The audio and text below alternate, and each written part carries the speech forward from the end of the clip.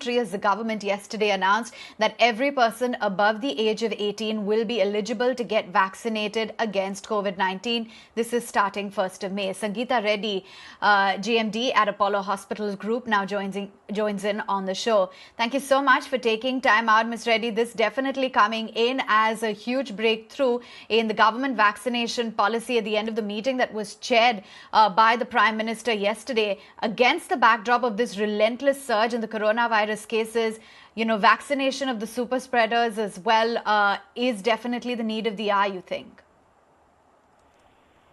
So absolutely, and we are very thankful that the government has taken this step. I was part of the meeting yesterday, heard the Honorable Prime Minister really urging all healthcare players to once again step up and handle this crisis. We all committed to do it together. There was a frank exchange of ideas, including better public communication on staying safe, wearing masks, because that is the single most important thing to help us. The second important thing was a national ability to vaccinate everyone, and it is critical for us to reach herd immunity. At the current rate of vaccination of 40 lakhs a day, it will take us over a year to cover the population. By this move, we will now have the entire ability. I'm sure the pharma companies are already ramping up their capability. As Apollo Hospitals, we have tied up with many corporates to help. We are procuring vaccine directly. We're in talks with the manufacturers. So we will open this up for public in all our centers. We are committed to do our best on all fronts. Treatment outside of the hospital, in home care, using telemedicine, and in the vaccination drive. So this is a very big step for the country and a distinct positive step towards reaching herd immunity and successfully fighting this virus. Ms. Reddy, good morning. Nikunj Dalmia also joining in. Let me take a moment to really thank the good work what your team, your doctors, your healthcare workers are doing. I'm completely aware of the kind of effort which everybody is putting in. So big thank you on behalf of the Times Network for that. But Mr. Reddy, my question is that one is intent and second is process. One would imagine that when the vaccination window will start from 1st of May, the availability of the vaccine may not be there and the rush to vaccinate is going to be very large. That could lead to some chaos. So this is a very good question, Avan, and let me handle it on two different counts. Number one is that both the manufacturers who are currently producing, which is the Serum Institute as well as Bharat Biotech, giving us Covishield and Covaxin, are both ramping up. And as you know it, the Serum Institute has said they are ramping up their capacity from 70 million to 100 million and possibly will try to do more. And Bharat Biotech is ramping up from 5 million to 12 million doses per month. So this is more than double. Their Bangalore plant is also shortly opening. Dr. Reddy's lab said that they can import and distribute first of the Sputnik 5, and then they will go on to manufacture 750 million doses of Sputnik in the next 3 months. So this is a huge ramp-up of capacity and exactly what the country was needing. The other point is that the government has also said that private providers can directly import from abroad. So we are exploring these first three options with Reddy Labs, Serum Institute, and Bharat Biotech. We are already in talks. And we are now also going to be exploring today the ability to import from Pfizer as well as Moderna.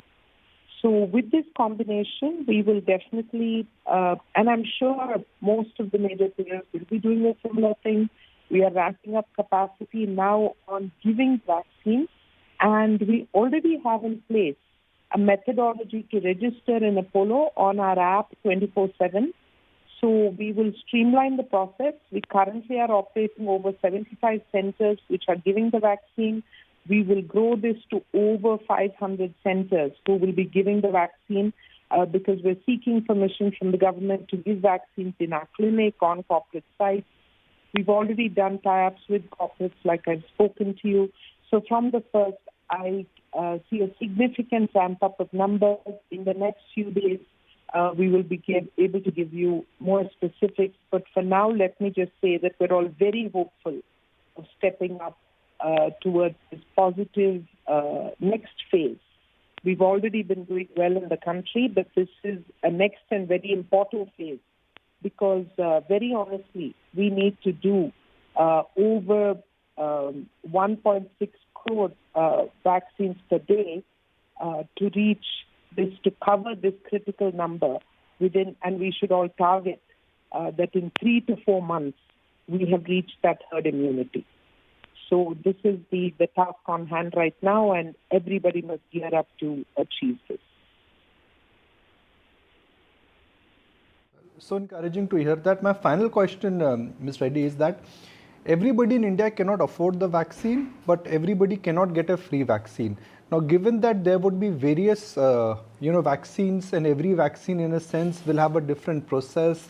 The logistics cost between a Serum vaccine versus a Bharat Biotech vaccine versus what Dr. Reddy has to offer initially would be very different. So what is the right price? I mean, one side, you need to keep the vaccine pricing low, but the other side is that you also need to reward the private entrepreneurship because there's an effort and there is an investment involved here.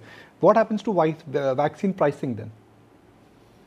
So that's a very good question that you've asked. First, let me say that the country has, and the government has clearly said that 50% of production will continue to go to the government and the government will continue to distribute it free. So keep that in mind, that a large number of the people who cannot afford it will continue to have access to free vaccine from the government. The second important point to look at is that many corporates are already stepping up to say that they will pay for their employees. So this will cover another large section of the population. The rest of the population, I'm sure, will find a way to afford it. We need to finish our talks with all the production houses, and only then can we announce a final pricing. But I agree with you, and we will do our utmost to keep it as affordable as possible. We are also considering launching schemes where one person can help subsidize the cost of another.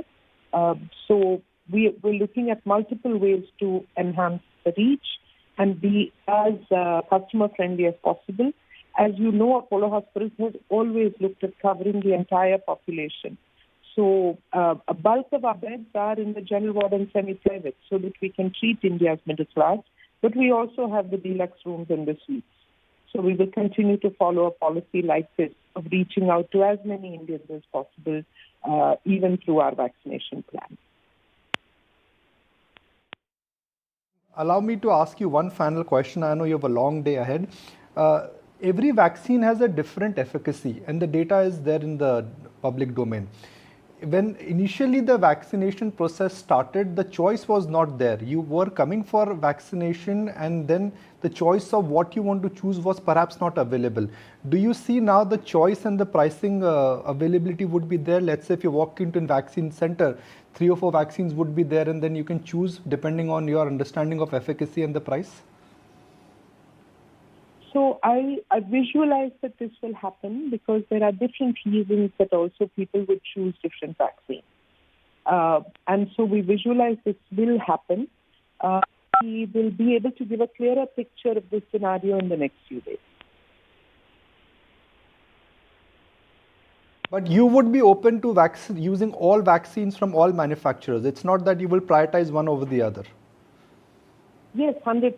We will be open to using all vaccines because every vaccine that's approved in the country and in the world has been through scientific trials. So it just goes to reason that we will bring in as many vaccines as possible, and these may be from more than one brand. Reddy, thank you for joining us. Have a wonderful day. And once again, a big thank you for the relentless effort your team is really putting forward to keep all of us safe. I appreciate that, Aman, and my request goes out once again to please urge people to wear their masks, and especially to those under 30 years of age who are now the people with the maximum infections, to please stay at home.